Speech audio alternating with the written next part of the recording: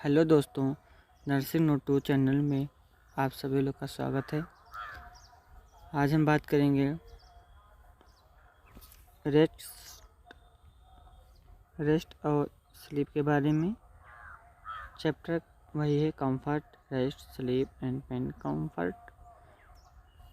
और हम डिटेल में बात करेंगे रेस्ट एंड स्लीप क्या होता है।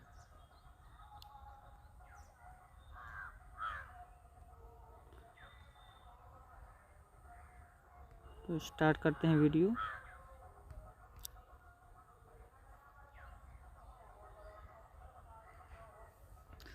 पहले बात करते हैं डेफिनेशन।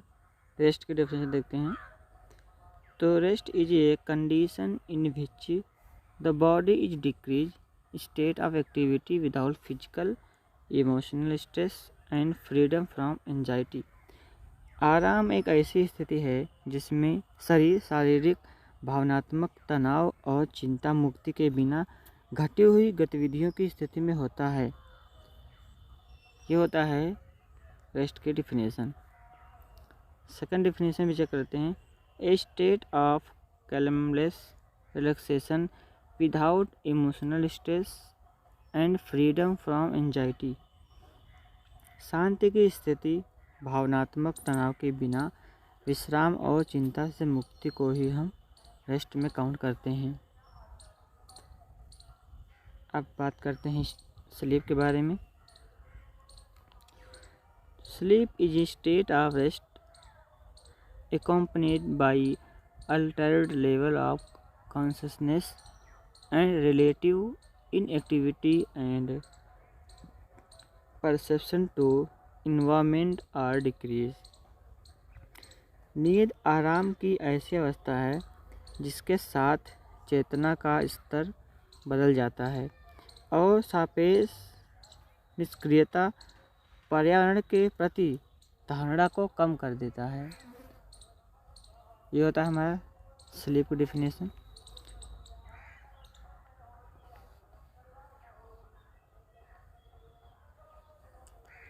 अब बात करते हैं फंक्शन ऑफ स्लीप। स्लीप के क्या क्या फंक्शन होते हैं। कन्वर्जन ऑफ एनर्जी को संरक्षण करता है यानी स्टोर करता है। Slow the function of the body, शरीर के कार्य को धीमा कर देता है। Repair epithelium and brain cell, epithelial और ब्रेन सेल की कोशिकाओं को रिपेयर करता है। Increase protein synthesis, cell division, tissue renewal, protein synthesis cell division और नए टिश्यू को बनने की प्रक्रिया को बढ़ा देता है। 5 return the body to its physiological and psychological state, शरीर को उसकी शारीरिक और मनोवैज्ञानिक अवस्था में लौटाता है। Increase oxygen leading to increase cerebrum blood flow, improve memory, increase leading. Oxygen का लेवल बढ़ जाता है जिससे ब्रेन में ब्लड फ्लो आसानी से होता है और मेमोरी में हमारे सुधार भी आता है और हमें सीखने की कला भी इंक्रीज होती है। इसलिए स्लीप के फंक्शन ये हैं 6 पॉइंट। अब बात करते हैं नॉर्मल स्लीप रिक्वायरमेंट। किस एज में कितनी हमें स्लीप की आवश्यकता होती है उसके बारे में हम बात करेंगे। बात करते हैं न्यूबॉर्न बेबी होता है, उसको चाहिए 16 से 18 घंटा पर डे। एक दिन में उसको 16 से 18 घंटे चाहिए सोने के लिए। और टॉडलर को होता है 10 से 12 घंटे पर डे। स्कूल एज, जो बच्चे स्कूल एज होते हैं इनकी जितने भी इसमें दिए हैं इनके एज हम आपको एक सेपरेट वीडियो में देंगे। उसमें आपको क्लियर हो जाएगा कि न्यूबॉर्न कितने ईयर से कितने बीच के होता है, इन्फेंट क्या होते हैं, प्री स्कूल के बच्चे की एज कितने होते हैं, टॉडलर की एज कितने होती हैं, स्कूल एज की बच्चे की एज कितनी होती हैं तो उसको हम एक अलग वीडियो बना के आपको दे देंगे। एडल्ट को चाहिए 6 से 8 घंटे पर डे, इन्फेंट को चाहिए 12 से 14 घंटे, प्री स्कूल जो बच्चे होते हैं उनको चाहिए 11 से 12 घंटे, एडोलसेंट को चाहिए 8 से 10 घंटे और एल्डर को चाहिए 6 घंटे। इतना हमारा एक नॉर्मल स्लीप रिक्वायरमेंट है कि इतना हमें बच्चों को, बूढ़े को इतना ही चाहिए। इसे अधिक या कम भी हो सकता है, बस एक ये नॉर्मल लेवल का है इसलिए इसमें बताया गया है।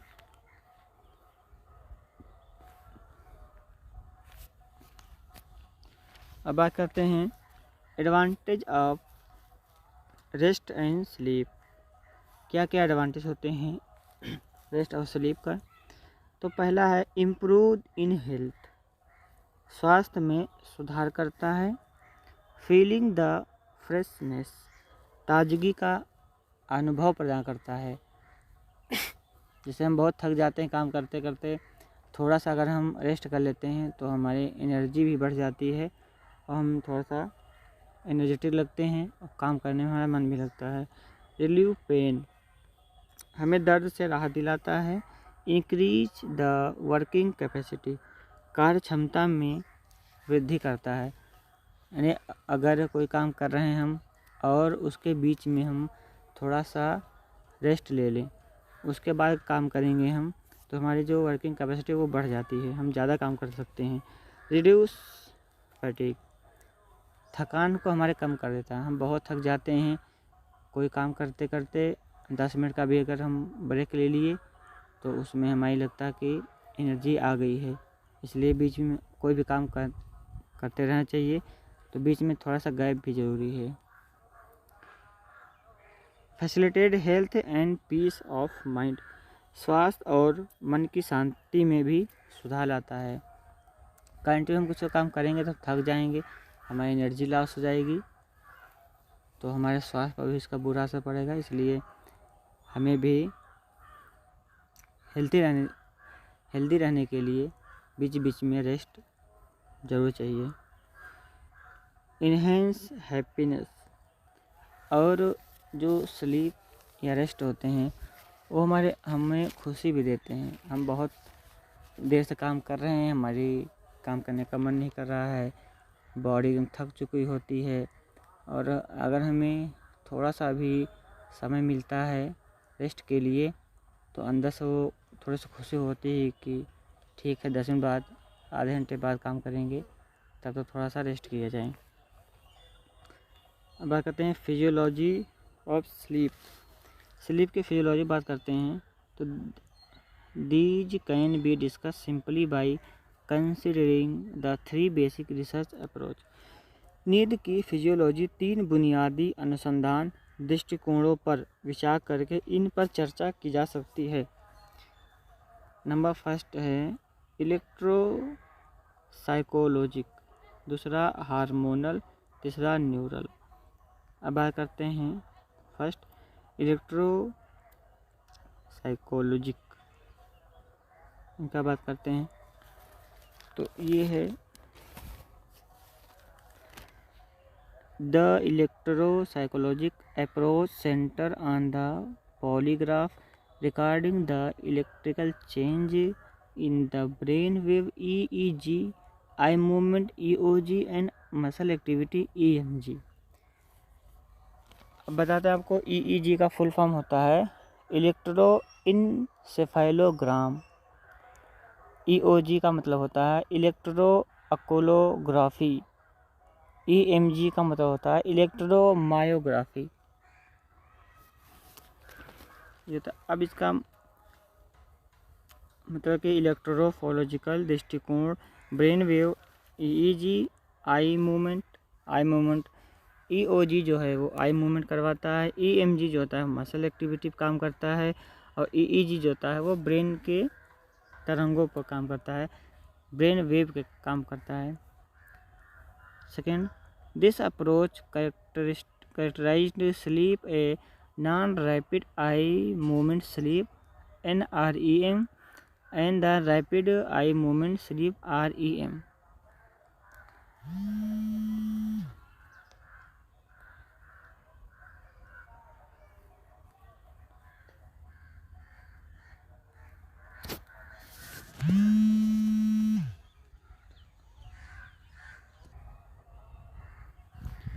अब बात करते हैं neural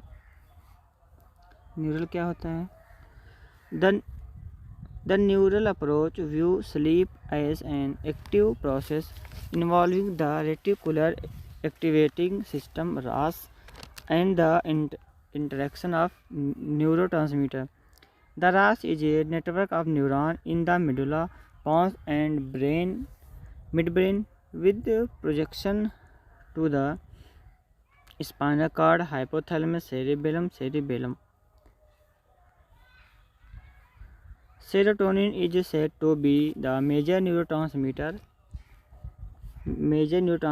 associated with sleep, produced in the medial raphe nuclei of the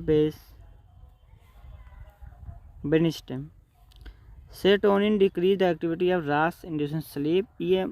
REM sleep appear to be due to the influence of the norepinephrine. इसका मतलब कि तंत्रिका दृष्टिकोण नींद को एक सक्रिय प्रक्रिया के रूप में देखता है जिसमें रेटिकुलर एक्टिविटी सिस्टम रास और न्यूरोट्रांसमीटर की इंटरेक्शन शामिल होता है।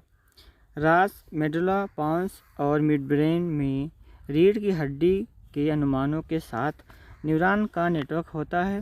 हाइपोथैलेमस, सेरिब्रम स्पाइनल को नींद से जोड़कर प्रमुख न्यूरोट्रांसमीटर कहा जाता है जो मस्तिष्क के मध्य भाग न्यूक्लियाई में उत्पन्न होता है। सेरोटोनिन रास उत्प्रेरक नींद की गतिविधि को कम करता है। REM नींद नॉरएपिनेफ्रिन के प्रभाव के कारण प्रतीत होता है। अब बात करते हैं हार्मोनल के बारे में।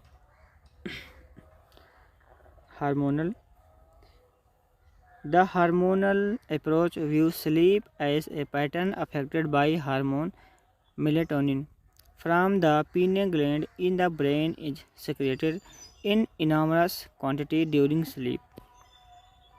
Its activity is influenced by the relationship of darkness and light. ACTH is also high during the early period of sleep and cortisol rise toward the end of the nighttime sleep period. Growth hormone and prolactin also increase during deep sleep. का मतलब ये कि hormonal दृष्टिकोण नींद को hormone से प्रभावित path के रूप में देखता है। मस्तिष्क में पीनियल ग्लैंड से मेलेटोनिन नींद के दौरान भारी मात्रा में निकलता है। इसकी गतिविधियां अंधेरे और प्रकाश के संबंध से प्रभावित होती हैं। नींद की शुरुआती अवधि के दौरान ACTH भी अधिक मात्रा में निकलता है और रात की नींद की अवधि के अंत में कार्टिसोल बढ़ जाता है। गहरी नींद के दौरान ग्रोथ हार्मोन और प्रोलैक्टिन भी भारी मात्रा में निकलता है। तो हमें नाइट के स्लीप भी बहुत अच्छी लेनी चाहिए क्योंकि हमारा शरीर में जो हार्मोन है वो रात में भी निकलते हैं, इसलिए और ड्यूरिंग स्लीप के समय ही निकलते हैं। इसलिए नाइट की जो नींद होती है, रात की नींद बहुत जो ज़रूरी है, टाइम से भी लेना चाहिए। अब बात करते हैं टाइप्स ऑफ स्लीप। तो there are 2 type sleep, 2 type के स्लीप होते हैं। NERM sleep, REM sleep. Non rapid eye movement, rapid eye movement, ये 2 प्रकार के स्लीप होते हैं। बात करते हैं फर्स्ट की, द NREM स्लीप।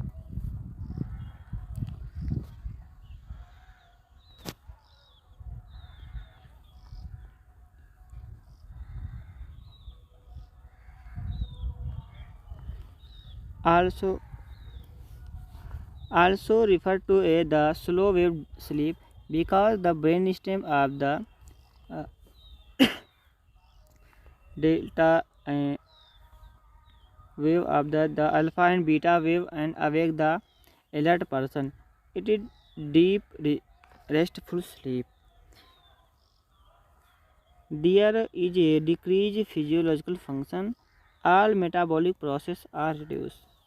तो REM स्लीप का क्या मतलब होता है कि धीमी लहर के रूप में भी इसे जाना जाता है, क्योंकि पेशेंट की मस्तिष्क तरंगे जागृत या सतर्क व्यक्ति की अल्फ़ा एंड बीटा वेव की तुलना में धीमी होती है। यह गहरी और आरामदायक नींद होती है और इसमें फिजियोलॉजिकल फंक्शन जो है हमारा वो डिक्रीज हो जाता है और जितने भी मेटाबॉलिक रिएक्शन होते हैं वो भी स्लो डाउन हो जाता है। ये बात हो गया NREM स्लीप के बारे में।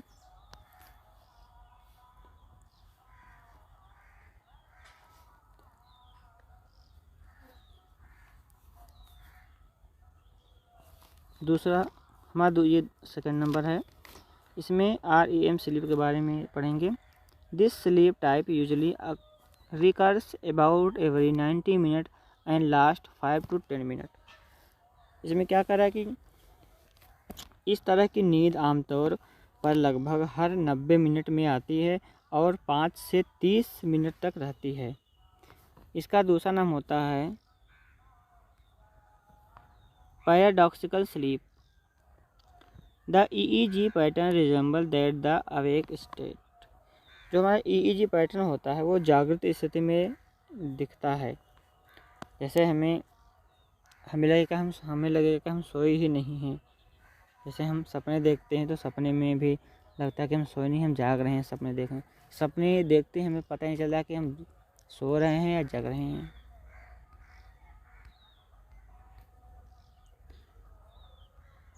अब बात करते हैं हम, this is not restful and NREM। यह NREM की नींद की तरह आरामदायक नहीं होता है। Most dream take place during this period and the dream are usually resemble या कंसोलिडेटेड टू मेमोरी। यह अवधि के दौरान सपने आते हैं और सपने आमतौर पर याद किए जाते हैं या मेमोरी में सेव हो जाता है। ये होता है REM स्लीप के बारे में पढ़ लिया। अब हम पढ़ेंगे NREM वर्सेस REM, क्या इसमें अंतर होता है। स्लीप साइकिल पढ़ेंगे। फर्स्ट में आता है interaction between conscious and sleep. इसका मतलब चेतना और नींद के बीच का अंतराल क्या होता है। फिर अब आएंगे हम move the state to after 5 to 15 minute. 5 और 10 मिनट के बाद हम स्टेज 2 पर जाएंगे। स्टेज 2 हमारा है हार्ट रेट स्लो हो जाए, brain does less complicated task. Heart rate धीमी हो जाएगी और मस्तिष्क कम करेगा। ये हो गया। अब after another 15 minute move into non REM sleep the delta stage. अगले 15 मिनट के बाद नॉन REM स्लीप में जाएं। यहाँ पर हमारी बॉडी जो होता है बॉडी मेक रिपेयर। यहाँ जो डेल्टा स्टेज होता है वो हमारी बॉडी को रिपेयर करता है। अब बढ़ते हैं आगे, body temperature and BP decrease. अब इस स्टेज में हमारा बॉडी का टेम्परेचर भी कम हो जाएगा और हमारी BP भी कम हो जाएगी। Move into REM sleep approx 90 minute after first feeling sleepy. पहली नींद आने के बाद लगभग 90 मिनट के बाद REM स्लीप में जाएं। अब फिफ्थ हो गया increase in eye movement, heart rate, breathing, BP and temperature. आँखों की गति में वृद्धि हो जाती है, हार्ट रेट बढ़ जाता है, ब्रीथिंग पैटर्न बढ़ जाता है, BP बढ़ जाता है और हमारे शरीर का टेम्परेचर भी बढ़ जाता है।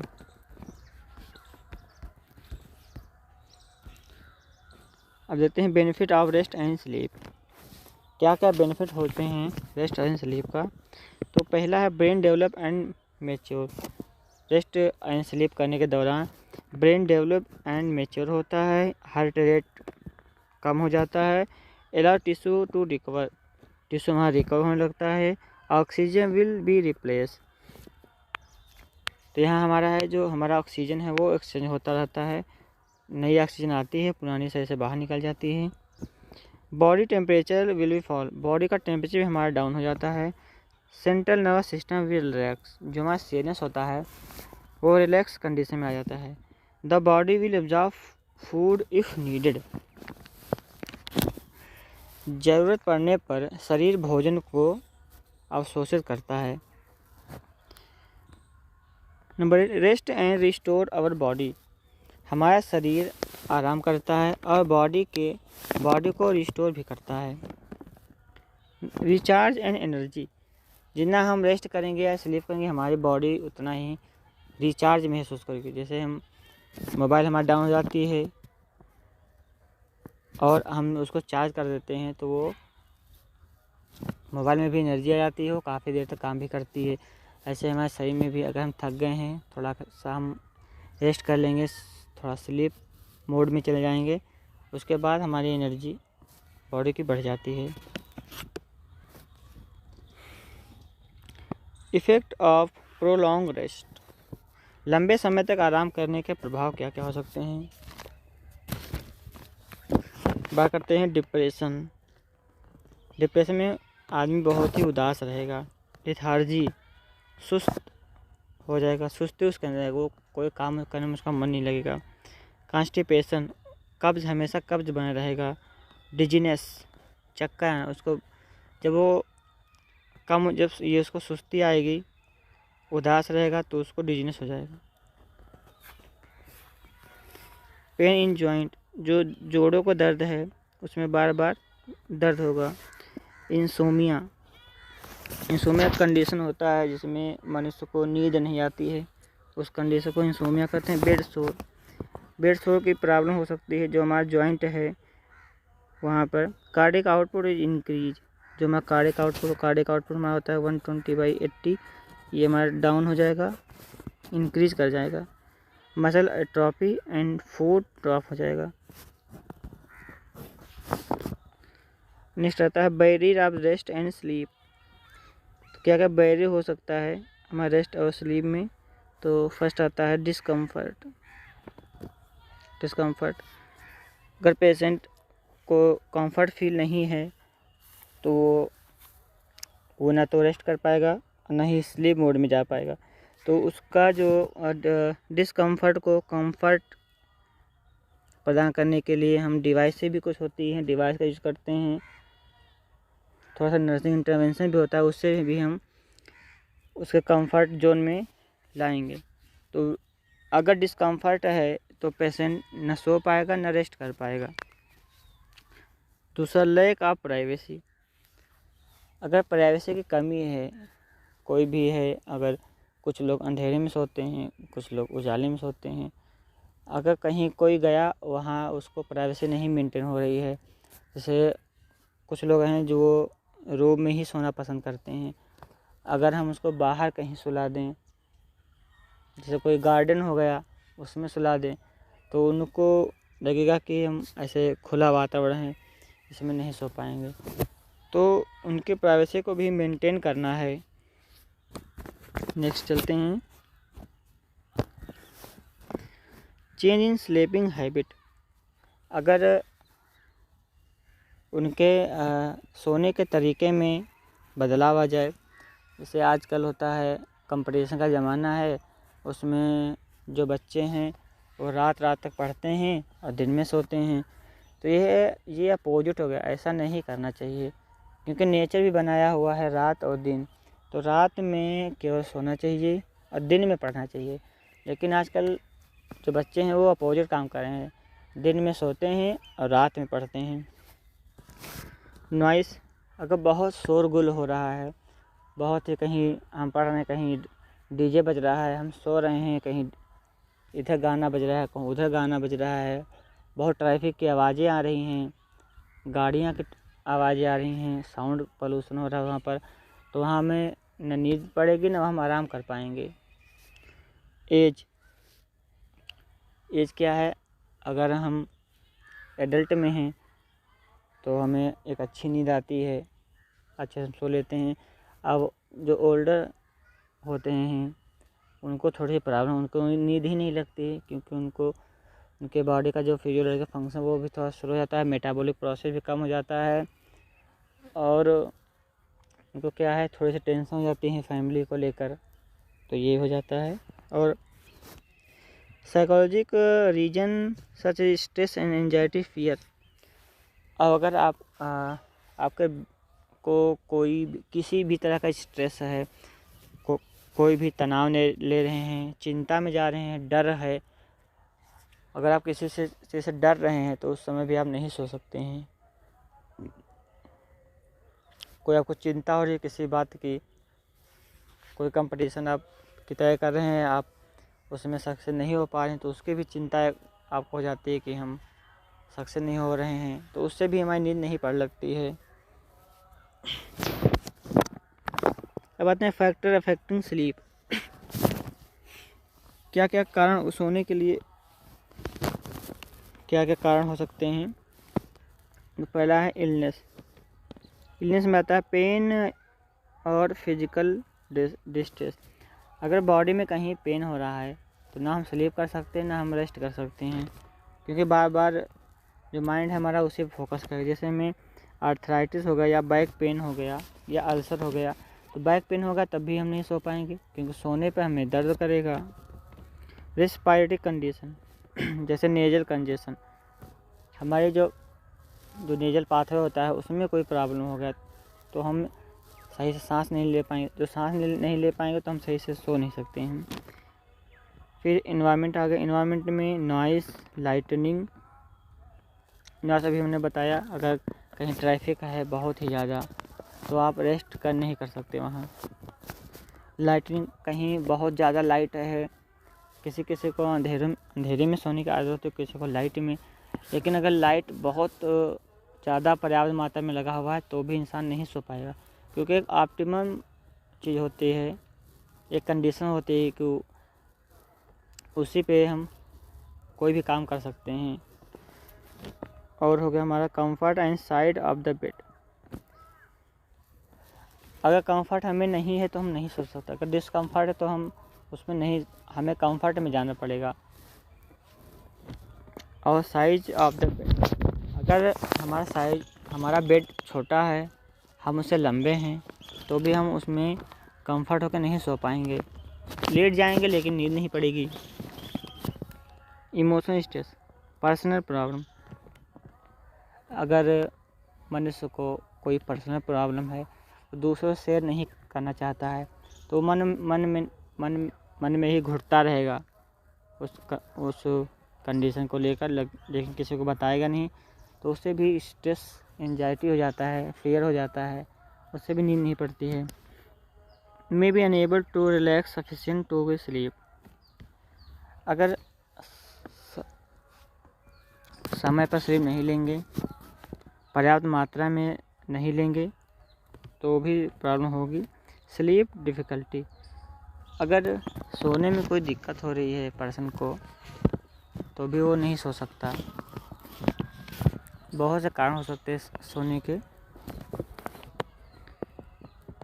Number 4, stimulant and alcohol, caffeine and alcohol, अगर कोई भी आदमी कैफीन और अल्कोहल का यूज़ कर रहा है तभी उसको स्लीप पैटर्न में चेंजेस हो जाएंगे, क्योंकि ये ब्रेन पर काम करता है, ये फंक्शन को कम कर देता है, इसलिए उस समय में नींद भी नहीं लगेगी। स्मोकिंग की बात करें तो उसमें nicotine has a stimulant effect on the body and smoker often have more difficulty falling asleep than the smoker and smoker can be easily arousal। तो निकोटीन का जो हमारे शरीर में होता है तो शरीर पर उत्तेजना प्रभाव पड़ता है, और धूम्रपान करने वालों को अक्सर धूम्रपान न करने वालों की तुलना में अच्छी नींद नहीं आती है। और जो धूम्रपान करने वालों को आसानी से जगाया जा सकता है, क्योंकि वो उनको जो भी धूम्रपान कर रहे हैं उनको स्लीप सही से नहीं आ रही है, नींद नहीं आ रही है, वो प्रॉपर मात्रा में नींद नहीं ले पा रहे हैं। तो वो जब उनको एक प्रॉपर मात्रा में नींद नहीं ले पा रहे हैं, न उनको नींद आ रही है न वो सो रहे हैं, उनको कभी भी हम जगा सकते हैं। और जो एक धूम्रपान नहीं कर रहा है वो तो आराम से अच्छी नींद ले रहा है। अब बात करते हैं life style. An irregular morning and night time schedule can affected sleep. अगर हमारा जो नाइट टाइम का नाइट और मॉर्निंग का जो हमारा पैटर्न होता है, इसमें अगर हम चेंज ला देते हैं तो भी हमें नींद नहीं लगेगी। जैसे अभी हम बताया कि रात में पढ़ते हैं और दिन में सोते हैं, तो ये इरेगुलर ही हो रहा है। तो हमें दिन में पढ़ना चाहिए, रात में सोना चाहिए। इससे हमारा जो स्लीपिंग पैटर्न है वो बहुत अच्छा रहेगा।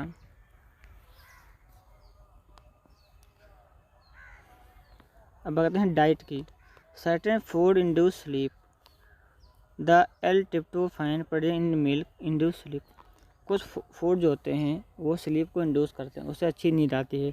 जैसे मिल्क में L-tryptophan होता है, ये जो है स्लीप को बढ़ा देता है। तो रात में सोने से पहले 1 गिलास दूध जरूर पिएं, उससे आपको अच्छी नींद आएगी। Medication. Beta blocker have been know the cause insomnia and narcotics. ये कहते हैं जो बीटा ब्लॉकर होते हैं वो इंसोमिया का कारण होते हैं, इसलिए ये मेडिसिन नहीं लेना चाहिए। इंसोमिया का मतलब है नींद ना आना। तो ये जो बीटा ब्लॉकर होते हैं यही कारण होते हैं नींद ना आने के लिए।